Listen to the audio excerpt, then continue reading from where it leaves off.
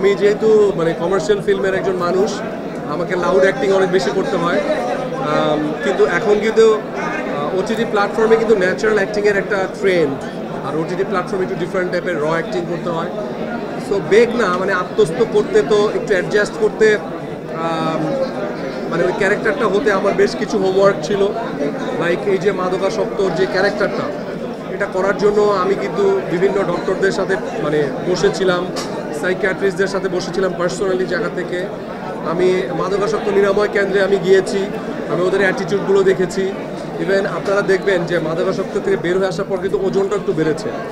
দেখবেন যে মাদকাসক্ত যারা হয় তারা যখন মাদকাসক্ত থাকে তারা একটা চনমনে ভাব থাকে, স্লিম থাকে, এরপরে ওজনটা বেড়ে যায়, ওই টাইমটা নিয়েছি। সো এত অল্প পরিসরে মানে এটা যদি ধরেন বলিউডের মুভি হতো তাহলে একটা সিগনেচার হয়ে যেত, কিন্তু আমি কিন্তু আমার জায়গা থেকে যতটুকু সম্ভব ছিল এটার জন্য আমি স্টাডি করেছি, কষ্ট করেছি, হোমওয়ার্ক করেছি। সো এখন অভিনয়টা কেমন হয়েছে বা আমার চরিত্রটা আপনাদের আসলে ভালো লেগেছে কিনা, এটা আসলে আমার চেয়ে বেশি ভালো আপনারা বলতে পারবেন। যেটা বললো যে আমরা কাজের আগে বেশ লম্বা সময় ধরে আসলে একটা প্রস্তুতি নিয়েছি, নিজেদেরকে প্রস্তুত করেছি।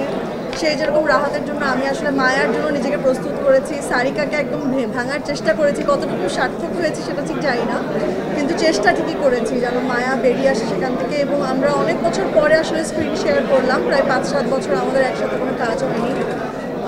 তো বেশ ব্যাপারটা বেশ এক্সাইটিং ছিল যখন আমি জানতে পারলাম কো আর্টিস্ট ইমন হবে, এবং বেশ ভালো লেগেছে একসাথে কাজ করতে। এই প্ল্যাটফর্মে এটাই আমার প্রথম কাজ, এবং মানে আমি সত্যি মানে নিজেকে মানে সৌভাগ্যবতী মনে করি যে আমি রায়হান রাফির মতো একজনের সাথে কাজ করতে পেরেছি। ওনার প্রথম যে ছবিটা পড়ার সেটাও আমি হলে এসেই দেখেছি অনেক লম্বা সময় পরে।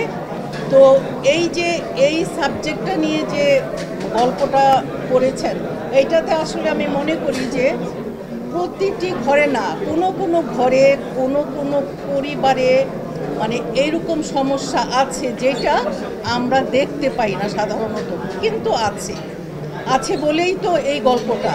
তো এইটা থেকে এত কিছু শেখার আছে, বিশেষ করে পরিবারকে, বাবা মাকে যারা ঘরে আছেন, উঠতি বয়সের ছেলে মেয়ে আছে, বিশেষ করে ছেলেরা যারা এই প্রতি বেশি আসক্তি, সিগারেট খুব কম বয়সে টানে। আমার বাসাটা এমন একটা জায়গায় বাংলা টিভির গলিতে, ওখানে আমি দেখি খুব ছোট ছেলেরা সিগারেট খাচ্ছে। তো আমি মাঝে মাঝে দু একজনকে প্রশ্ন করি যে তুমি কোন ক্লাসে পড়ো, বলে যে আমি 9-এ পড়ি। তো আমি বললাম যে 9-এ পড়ো, তোমার বাবার কি অনেক টাকা? তুমি তোমার স্বাস্থ্যের ক্ষতি করছো, পরিবেশের ক্ষতি করছো, তোমার বাবার ক্ষতি করছো। এই বয়স তোমার সিগারেট খাওয়ার না, হয়তো লজ্জা টজ্জা করে ফেলে দেয়। কিন্তু কথা হলো যে এইটা তো সবার আগে আপনার মানে পরিবারের জানা দরকার। পরিবারের অবশ্যই আমার ছেলে বা আমার মেয়ে যদি একটু বিপদে চলে যায় তাহলে সেটা কিন্তু সবার আগে আমি টের পাবো, এবং আমার উচিত, আমার পরিবারের প্রত্যেকটা মানুষের উচিত সেইখান থেকে তাকে ফিরিয়ে আনা, তাকে সাহায্য করা, তাকে প্রথমেই মেরে শাসন করে না, তাকে ভালোবাসা দিয়ে, আদর দিয়ে, তাই না? আমি যখন এত বড় করতে পেরেছি আমার কথা শুনেই তো বড় হয়েছে। তো আমি চেষ্টা করব, প্রতিটা মা বাবার চেষ্টা করা উচিত, ঘরের মানুষদের চেষ্টা করা উচিত, মানে এই পর্যায়ে যাওয়ার আগে যেন তাকে ফিরিয়ে আনা যায়। তো এইটা তো এত বড় একটা মেসেজ, তাই না? যেমন এই যে আপনারা সবাই মানে একত্রিত হয়ে এই প্রশ্নটা করছেন, খুব ভালো লাগছে। তো আপনারাও মানে সবাইকে সতর্ক করে দিবেন, বলবেন যে এই কন্টেন্টের আমি যে শুরুতেই বলেছিলাম একটা মেসেজ রয়েছে, এটাই মেসেজ সবার জন্য যে সেই নো টু ড্রাগস। কারণ এটার রিয়াকশন বা সব কিছুর কী হতে পারে এটার ছোট একটা নমুনাই আসলে আমাদের দেখানো। আমার আসলে অনেক ভালো লেগেছে, কারণ এরকম আমি আর কয়টা করেছিলাম, তা অনেক ছোট।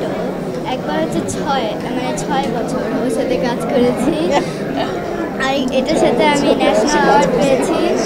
তাই আমি এখন যে কাজটা করেছিলাম যে আমি 7, এখন আমি 8। আমি আর মুনতাহা, এটা আমাদের সেকেন্ড কাজ। আমি আর মুনতাহা তো আস্তে আস্তে জুটি হয়ে যাচ্ছে মনে হচ্ছে।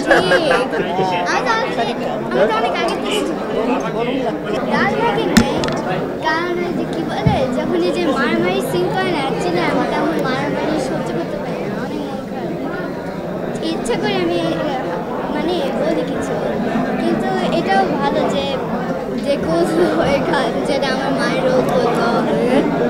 ভীষণ সুইট। আর একটা ঝগড়াইটা নামও আছে।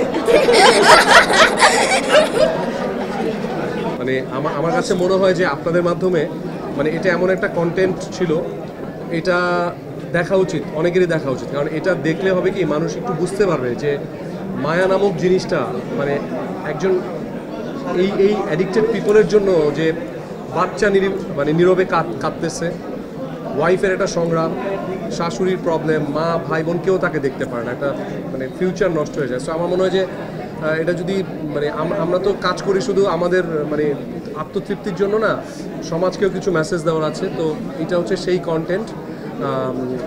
সো আমি বলবো যে সবাই এটা দেখবেন। এটা তো বিঞ্জে রিলিজ পেয়েছে আজকে, শুধু বাংলাদেশের মানুষই না, এটা সারা পৃথিবীর মানুষই, এটা বাঙালি যারা আছেন তারা সবাই দেখতে পাবেন।